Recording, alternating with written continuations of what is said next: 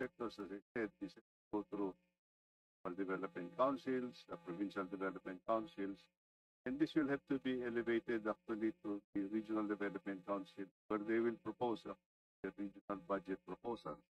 From the regional budget proposals, this is where we have determined actually the priorities that will be incorporated to the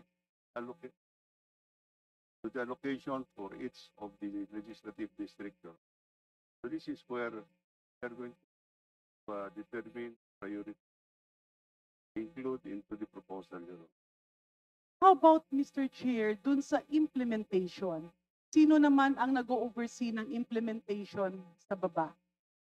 Implementation of projects dependent on the threshold authority that has been given. Let's say, for example, in the district level, Your Honor, they have the authority to implement projects up to 150 million, and up to regional offices, they have the threshold authority to implement up to 400 million euro. In other words, Mr. Chair, correct me kung tama po ba ang tinutumbok natin. Sa kasalukuyang sitwasyon, ang proposal ay nanggagaling sa baba. After several consultations, umaakyat, napupondohan, nalalagay sa budget. Pero pagdating sa implementation, ang mga proponents ay siya rin ang nag-oversee ng implementation. Tama po ba, Secretary? Ang nag-oversee ng implementation, Your Honor, it should be the district. So technically, where it emanated, kung sino ang nag-propose, initially, yun din ang Yes, mag-oversee. Your Honor. In the normal flow of conduct. So kamakailan po, Secretary, ay nakita ko sa news na kayo po ay bumisita sa mga proyektong na alleged na ghost.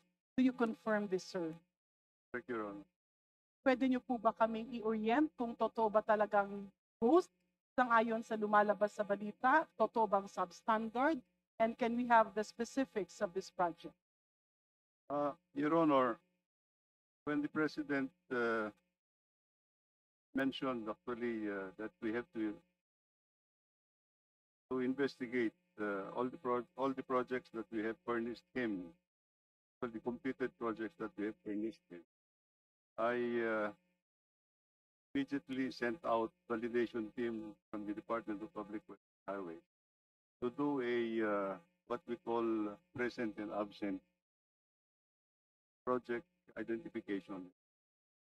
And thereafter, there has been some reports that there are projects that cannot be located, and there are projects actually. Apologies, sir. Tumbukin na lang po natin yung una niyong binisita. Were these projects in Bulacan? Yes, Your Honor, meron kami. So, ghost pa? Hindi ba totoo? May project na pondohan, na kolekta, pero walang existing? Ganun po ba ang inyong nakita o hindi? What I can now false, Your Honor, is actually there are two projects that we have noted that the teams are ghost projects. Ibig sabihin, multo ang flood control project na yun. These are projects that cannot be identified, that cannot be Were they be paid, located Mr. Secretary? in first engineering. Nabayaran po ba siya, Mr. Nabayaran Secretary? Okay. Yung dalawang project, unahin lang natin ito kasi gusto nga natin makita yung flow. Kanino po nag-emanate ang request na pondohan ang mga proyektong ito? Sang-ayon sa pagbisita ng ating Pangulo, yung dalawang project na sinasabi niyo po.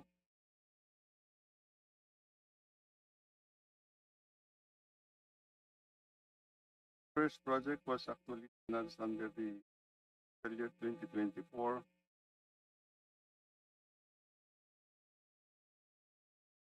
Other project is actually financed under the fiscal year 2025 year. Ito po ba ay nanggaling sa baba? Was this proposed from the district or the regional office? Ito po ba ay pinopose ng ating district engineer at inakyat sa opisina nyo na pondohan sa NEP? Ganun po ba? Our record is just saying that it came from the general appropriation. So, Mr. Chair, may I move that we request the Department of Public Works and Highways, whoever is taking over, na tingnan yung flow. Una, paano ito napasok sa GAA? Pumasok ba ito sa NEP? Because what we are seeing here as a perennial problem, yung nag-propose ng project ay siya din ang mag-i-inspect, siya din ang magsicertify, siya din ang magsasabi na bayaran ito. Tama po ba, Secretary Bunoan? Magsasabi ng bayaran, Your Honor, would be the implementing office that supervises. Precisely. Yes, It's the same office that you mentioned. Yung nag-propose, papunta sa central office, papunta sa DBM, at na inoon ng DBM, napunta sa budget, siya rin ang mag-i-implement, siya rin ang mag-go signal. So the power rests in a single office or a group of people. Tama po ba? Yes, Your Honor, if the project emanated from the National Expenditure Program. So Mr. Speaker, Mr. Chair, dugtungan ko lang po, kasama lang itong mga binisita ni former Secretary Bunoan, kasama yung ating Pangulo. Yung pong sinabi niyong Barangay PL, Baliwag, Bulacan, ito po ba ay ghost din?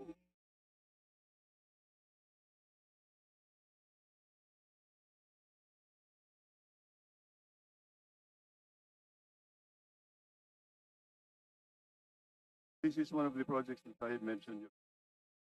Ano po yung parang merong flood control na parang ginaganong-ganon ni Presidente? Yung semento na kaya niyang durugin sa kanyang mga kamay ang semento. I would not know if the project that you're referring to project. The one he mentioned, substandard. Pagkasama kayo, I just saw it in the news, sir.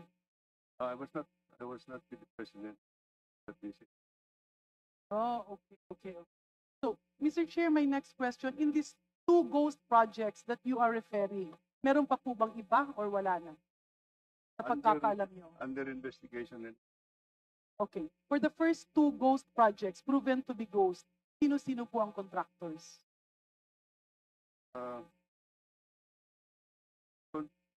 project in Barangay Pani, YM construction. Both of them, both projects are. And what were your actions, Mr. Secretary? After that visit and when the President gave you a directive, ano po ang naging action niyo? My directive was actually to issue the preventive suspension of all the first.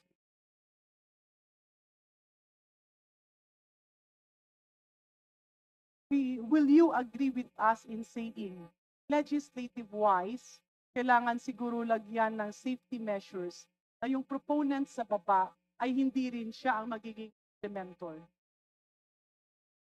Tama po ba? Yeah. Next, Mr. Speaker, Mr. Chairman, dun po kapag inakyat na after DPWH, saan po pumupunta ang proposal? Anong opisina po? Pagka na-consolidate na po namin, Your Honor, I think submitted the Department of Budget and now then all the National Expenditure Program of Government. Does the DBM vet or chine-check ba ng DBM yung lista na sinusubmit nyo? Kagaya ng, napunduhan na pala ito nung nakaraang taon, hindi na ito pwedeng ponduhan ngayon. Ginagawa ba ng DBM yon? I am not sure, Your Honor, but I have not experienced things that they would call our attention. So what you submit to DBM, they take it hook, line, and sinker? Kasi sa pagkakaintindi ko ay tinitingnan nila ito. Well, Your Honor, I think consolidate projects with that in the budgetary allocation. And who encodes, Mr. Chair? Sino po yung naglilista officially?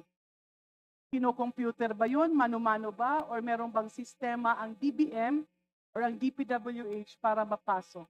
And I think seeing the situation, Mr. Chair, ang nakikita ko po ay si Yusek Cabral, who's charged of planning and IT, would know a lot of things in so far as this is concerned. Tama po ba? Tama po, Your Honor.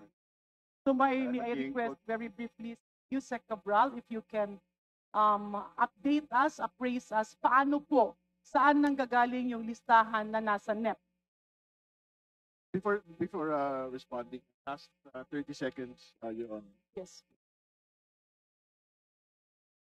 Please proceed. Your Honor, Mr. Chair, pagdating po ng regional budget proposal, nagre-rely po kami doon dahil yan po ay vetted ng mga regional offices at ng district engineering offices.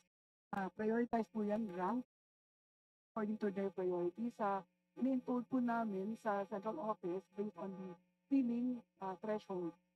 Chine-check po yung mga location, kung tama, kung tama yung placement sa program, activities and projects. At tinitingnan din po namin kung ito ay nasa menu ng And as Undersecretary for Planning and IT, this falls within the gambit of your office. Yes, Your Honor. So ang tanong ko ang next ko na tanong kay Yusek Cabral, meron ka bang ipinapasok o yung opisina mo, meron bang isinisingit sa listahan ng mga proyekto na hindi nanggaling sa baba? Wala po, Your Honor.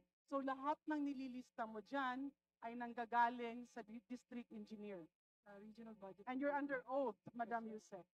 What if we can show you that in the previous budgets, including in the proposed 2026 NEP, ay merong mga proyekto na hindi nirekomenda ng district engineer, ng regional director, pero paglabas ng NEP sa DBM ay may mga nakalista na. Your Honor, we have to check on the origin of the project if you can give me the list of Yes. projects. So ang next ko na tanong, Mr. Chair, last two questions. question. Last two questions. Okay, if I last may. two questions.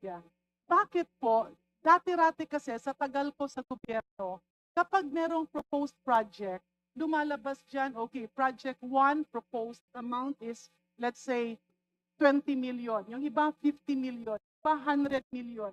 Yung iba, 100. Bakit tila itong mga nakaraang mga taon, maybe for the past 5 years, bakit merong mga project, hindi na siya 50, nagaging 47.5 million, 48 million, or yung 147, para ba siya nagiging kontrasernyas yung amount na nakalagay sa mga project? So, as head of planning, how did you determine this cost? Na kung rati-rati ang project ay 50 or 100 million or 150 million, merong mga ganon, pero merong kang mga nakikita, uniform 147 million, pa naman 48.5 million, and it's spread in specific areas but all over the country. How would you comment on Of the so, but how do you determine it? It comes from your office. Paano nyo po compute yun? So yun ang sinabi. Kanino po nanggaling ang computation? budget pro- So, Mr. I'm just going to go on my second round and put last question because Secretary Bonoan might go. Check yung binisita nyo po, yung anong data po yun, yung sa Baguio. Ano, the President visited a project Baguio or in area was that? Yep. Meron kasi siyang sinabi doon na ano, BACnet. When did it start, Mr. Secretary, this kind of projects? Which project, Your Honor? Rock Itong nagpo-fall in that gambit of rock netting, however, whatever you call that. Kasi nakita ko kasi dun sa balita, when you were being interviewed, or parang si Pangulong Bongbong Marcos atay nagsabi, pinahinto na ito. Bakit binalik? So that's why in aid of legislation, we know how this works. Kasi mamaya itong flood control, tatahimik ulit tayo. Kung walang nagbabantay, ibabalik ulit. Pag medyo hindi na maingay ang tao, ibabalik ulit. So if we need to nip it at the bud, dito sa rock netting, very clear kasi yung paulit-ulit na statement, hininto na ito. Bakit binalik? Can you give us a quick summary of how that happened? When did it start? When was it suspended? Kailan siya binalik? And maybe a rundown of all the allocations